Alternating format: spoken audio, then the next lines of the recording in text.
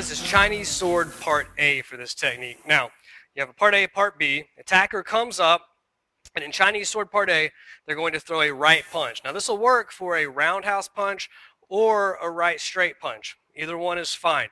When they throw this punch, you're going to go to the inside, and you're going to use what's called an inward block, right? We talked about this in basic blocks. So I'm going to step in, boom, do an inward block to the inside. From here, my left hand's going to cover. I'm going to open up with another, I'm going to open up my hand. I'm going to do another knife hand. I'm going to slide it right down the arm here, boom, right to the side of the neck, okay? Right to the neck. From there, I'm going to follow through with a soft bow palm strike to the face, okay? And that's the end of the technique. All right, one more time. Throws the punch, boom, here, knife hand, palm strike, okay? Let's do it from the other side so they can see it a little bit better. Throws the punch, boom, here. Notice I'm stepping out here to that 1 o'clock. Just like we did in Japanese sword, this is the line of attack. So when the attacker's moving towards me, they may be doing a direct attack, like a straight punch, okay? Or they may be doing a circular attack, like a roundhouse. But either way, they're coming in from this direction. What I want to do is, I don't generally want to try to block or step straight in to an attack, okay? I want to go a little off angle. So what we normally do is step out here to about a 45 degrees, anywhere from 1 o'clock to say 2 o'clock, all right? And that takes us off angle of the attack. So if she was to throw a straight punch at me, and I step out like this, okay? I've now stepped off the line of attack, which is right here, and I'm closer to the attacker, okay? My other options, she throws the punch, I step back. I'm still in the line of attack, all right? I've just moved farther away from her. Now, it keeps me from getting hit, which is good, all right? We'll get back to the technique in just a second. I just need to explain this to you, all right? So, because we're going to use this a lot as we go forward. This keeps me from getting hit, right? Okay? But it doesn't get me any closer. I can't do anything to the opponent. Okay, so it's good for evasion, it's bad for counterattack. All right, back to neutral.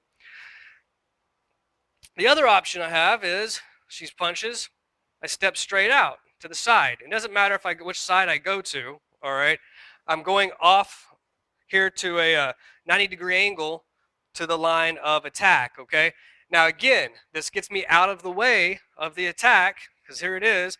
I step, now I'm out of the way. Right? Problem. I'm still not really, I might be able to reach her with a kick, depending upon how far I step, but I can't get anything with the hands for sure, okay? So again, works to evade the strike, but is not necessarily the best in efficiency when it comes to counterattacking or addressing the actual problem. You know, this here is our problem. These other things are just symptoms, right? Okay, another option is she throws the punch, and I step straight in, right? Okay, well, that doesn't do anybody any good, except for her, okay? So when she throws that, if I step straight in, okay, unless I'm going under it somehow, then I'm going right into the attack. Not necessarily a good idea. But, one more time, but if I can make it past that without getting beat up or hit or knocked out, I'm great as far as what I can do because now I'm right on them, right? Okay, so we need to compromise that. Going straight in is bad for evasion. Going straight back or left or right is bad for counterattack. So the way we compromise that is we go to this 45 right here. This is what we call it by going off angle. They throw the strike, boom, I'm off angle. Now, I've evaded the strike, okay, and I can counterattack, all right? So boom, inward block, knife hand, soft bow palm strike. All right, make sure you transition to a full soft bow here on this, and then you can clear out. All right, so one more time. Throws the punch. All right, right here. And if you want to counter punch with another one, you could. Okay. All right. So one more time. Inward block, knife hand, right here, palm strike, and then out. Okay. Without the attacker, back over here. Like again, I said, it could be a roundhouse right punch or it could be a straight right punch on this attack. It doesn't matter for this Chinese sword part A. I'm going to step out about 1 o'clock, 2 o'clock, inward block, cover, knife hand to the side of the neck, soft bow palm strike to the face. Okay? So let's do it together, facing here. All right, we're gonna step out, inward block, make sure we cover. Good solid horse stance, knees are bent, feet are parallel. Knife hand to the side of the neck, soft bow, palm strike to the face, okay? And I cannot tell you enough how important it is for your stances to be solid, okay? Horse stance, feet parallel, knees puffed out. When you do a soft bow, keep that 3 points of stability, knee and both knees bent, all right?